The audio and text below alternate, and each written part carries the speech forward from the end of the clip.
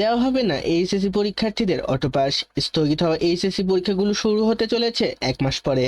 Hello viewers, আসসালামু আলাইকুম। Job and education update YouTube চ্যানেলের আরও একটি নতুন ভিডিওতে আপনাদেরকে স্বাগতম। আজকের ভিডিওর টাইটেল ও থাম্বনেল দেখে অবশ্যই বুঝতে পারছেন কোন বিষয়গুলো নিয়ে আলোচনা করব। তো চলুন বন্ধুরা, বেশি দেরি না করে ভিডিও শুরু করি।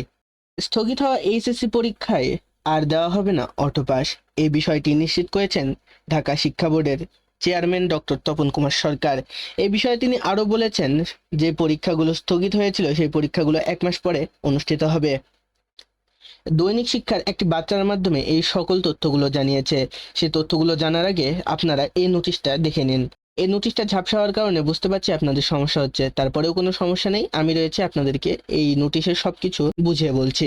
পূর্ববর্তী প্রদানকৃত 11/8/2024 তারিখ হতে শুরু হতে যাওয়া এইচএসসি ও সমমান পরীক্ষার সময়সূচি বাতিল এবং সংক্ষিপ্ত নম্বরের ভিত্তিতে মূল্যায়ন ও নতুন সময়সূচি নির্ধারণ প্রসঙ্গে উপযুক্ত পরিপ্রেক্ষিতে জানানো যাচ্ছে যে অনিবার্য কারণবশত 11/8/2024 তারিখ হতে স্থগিতকৃত এইচএসসি ও সমমানের পরীক্ষাসমূহ সকল শিক্ষা বোর্ডের নির্ধারিত পূর্ণমানের পরবর্তীতে সংক্ষিপ্ত নম্বরে অনুষ্ঠিত হবে। তবে আবশ্যক বিষয় বাদে অন্যান্য বিষয়গুলো ব্যবহারিক পরীক্ষা থাকবে না। পূর্ণ বিন্যস্তকৃত পরীক্ষার সময়সূচি পরবর্তীতে জানিয়ে দেওয়া হবে। এখানে হয়তো আপনাদের আলাদা করে আর কিছু বলা লাগবে না। এই কথাটুকুর মাধ্যমে আমরা বুঝতে পারলাম 11 তারিখে অনুষ্ঠিত হওয়া পরীক্ষাগুলো পরবর্তীতে আবার অনুষ্ঠিত হবে, কিন্তু পরবর্তীতে যে পরীক্ষাগুলো অনুষ্ঠিত হবে সেগুলোর মার্কিং থাকবে অনেক কম। সেই বিষয়ে নিচে আরো আলোচনা করব। স্থগিতকৃত পরীক্ষাসমূহ 100 নম্বরের পরিবর্তে 45 নম্বরে অনুষ্ঠিত হবে। এক্ষেত্রে 30 নম্বরে থাকবে লিখিত অংশে, অন্যদিকে বহু নির্বাচনী অংশে থাকবে 15 নম্বর। লিখিত অংশে 8টি সৃজনশীল হতে যে কোনো 3টি প্রশ্নের উত্তর দিতে হবে। আবার বহু নির্বাচনী অংশে 30টির মধ্যে 15টির উত্তর দিতে হবে। বিষয়সমূহের কোনো প্রকার ব্যবহারিক পরীক্ষা মূল্যায়ন থাকছে না। যে সকল শিক্ষা বোর্ডের অধীনস্থ থানায় পরীক্ষার উত্তরপত্র পুড়েছে অথবা হারিয়ে গিয়েছে, ওই বিষয়গুলোর জন্য সাবজেক্ট মার্কিং এর মাধ্যমে মূল্যায়ন করা হবে। সিলেট শিক্ষা বোর্ডের অধীনস্থ আবশ্যিক বিষয়গুলো বাংলা ও ইংরেজি পরীক্ষা সমূহ 100 নম্বরেই অনুষ্ঠিত হবে এবং বাকি বিষয়গুলো পূর্ণবিন্যাসকৃত নম্বরে অনুষ্ঠিত হবে। স্থগিত পরীক্ষা সমূহ 3 ঘন্টার বিপরীতে 2 ঘন্টায় অনুষ্ঠিত হবে। এক্ষেত্রে বহু নির্বাচনী অংশে 15 মিনিট এবং লিখিত অংশে 1 ঘন্টা 45 মিনিট সময় পাওয়া যাবে।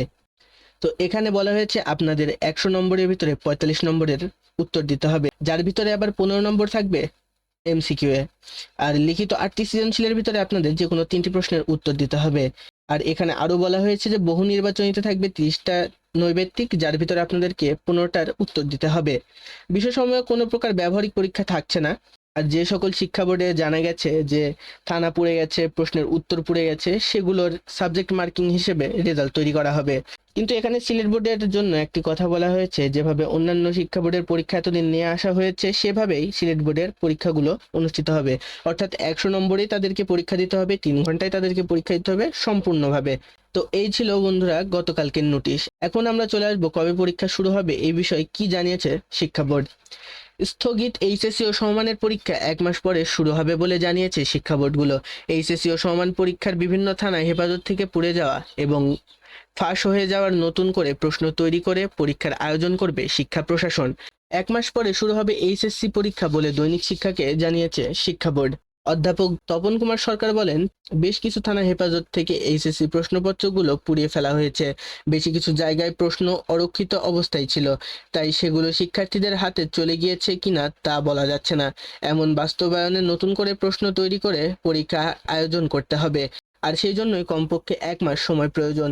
শিক্ষা মন্ত্রণালয়ের সঙ্গে আলোচনা করে দ্রুততম সময়ে পরীক্ষার তৈরির কাজ শুরু হবে বলে জানিয়েছে চেয়ারম্যান।